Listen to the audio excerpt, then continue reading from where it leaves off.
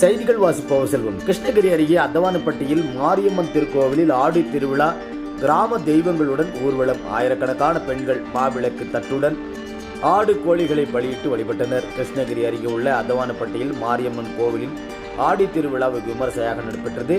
இவ்விழாவில் முக்கிய நிகழ்வான இன்று அத்தவானப்பட்டி, நெக்குந்தி மற்றும் அதனை சுற்றியுள்ள சிறு சிறு கிராமங்களை சேர்ந்த ஆயிரக்கணக்கான பெண்கள் கலந்து கொண்டு மாபெரும் விளக்கு ஊர்வலம் நடைபெற்றது.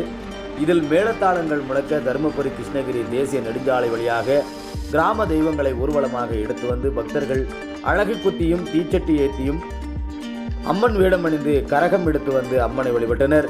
இதில் பக்தர்கள் வேண்டுதலை நிறைவேற்றிடும் வகையில் ஆடுகள் கோழிகளை அம்மனுக்கு பலியிட்டு நேர்த்தி கடன் செலுத்தினார்கள். இந்த விழாவில் கிருஷ்ணகிரி, அத்தவானப்பட்டி, நெக்குந்தி, காவேரிப்பட்டினம், திம்மாபுரம், பெரியமுத்தூர், சின்னமுத்தூர் உள்ளிட்ட பல்வேறு கிராமங்களிலிருந்து ஆயிரக்கணக்கான பக்தர்கள் கலந்து கொண்டு மாரியம்மனை வழிபட்டனர் என்பது குறிப்பிடத்தக்கது.